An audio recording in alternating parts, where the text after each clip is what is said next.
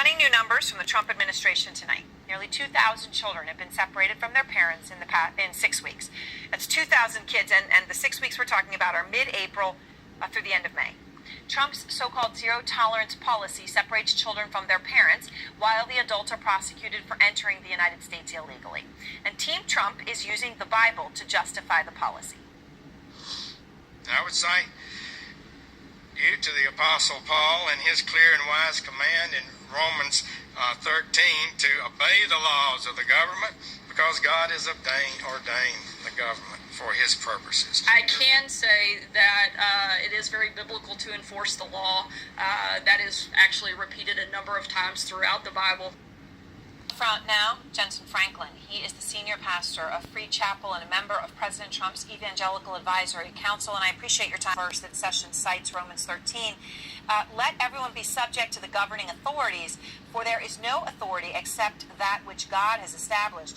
Consequently, whoever rebels against the authority is rebelling against what God has instituted, and those who do so will bring judgment on themselves. Jeff Sessions, I know him, I've met him, I've talked with him, but he's wrong. He's wrong to take that scripture, and the way that he said it bothered me a little bit, Erwin. I felt like, looking at him, kind of smiling, and this is a sensitive and very emotional, powerful issue that we're talking about, that he denounced this practice, that it was a horrible thing, a terrible thing, I think he said, to see families ripped apart. I appreciate the president saying that. It's the right call. Oh, the message is pretty clear from Jesus. I appreciate the fact that Attorney General Sessions refers to the Bible. That's good to see in a government official. The quote that he used from St. Paul might not be the best. For one, St. Paul always says that we should obey the law of the government if that law is in conformity with the Lord's law, all right? No pun intended, but God's law trumps man's law, all right? And St. Paul himself, who gave the quote that the Attorney General used, he wouldn't obey Roman law when it said that it was mandatory to worship the emperor. He wouldn't obey that law. I don't think we should obey a law that goes against what God intends, that you would take a baby, a child, from his or her mom. I mean, that's just unjust. That's unbiblical. That's un-American. There could be no Bible passage that would justify that. Why is the church, keeping them honest though, however you interpret Scripture, there's nothing on the federal books requiring family separation. There is, however, a law making illegal border crossing a misdemeanor, which this administration is choosing to enforce with no exceptions.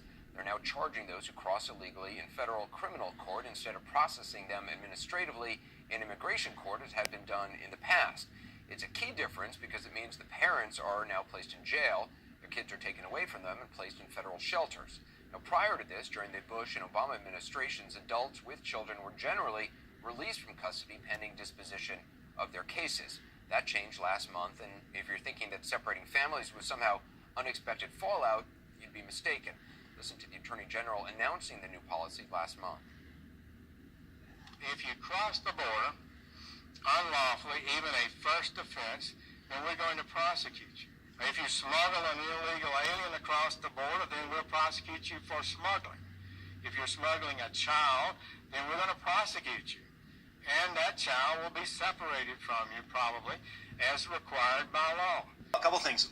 Since we saw the Attorney General quote the Bible, let me quote from the Republican Party platform, okay? That is passed every 4 years. Among many things said in the platform, it says, children raised in a two-parent household tend to be physically and emotionally healthier, more likely to do well in school, less likely to use drugs and alcohol, engage in crime, or become pregnant outside of marriage. This is the Republican Party platform, the party of family values, the idea that there need to be two parents raising a child. And yet we have a Republican Attorney General and a Republican President that is separating children at the U.S.-Mexico border. It just seems to just fly in the face of everything their party, Republican Party, has led itself to believe up to this point. And Donald Trump recognizes how immoral this is. That's why he's coming up with this phony explanation of blaming the Democrats. But the underlying fact that our government is separating parents and children is something that really is growing as an issue in the country, and frankly, is just an abomination. No, for Trump, the danger comes because even religious leaders like Franklin Graham, who is totally in his camp, are saying this is too much, and so there's political peril. There's obviously moral peril here, and the thing I think that we should be focused on for the moment is that Donald Trump is not telling the truth when he says that this is the Democrats who did this. Donald Trump can end this with a snap of a finger. He can just say, we're no longer separating children from their parents at the border. It's not a complicated legislative issue. It's very strongly the Democrats' fault. They're really obstructionist.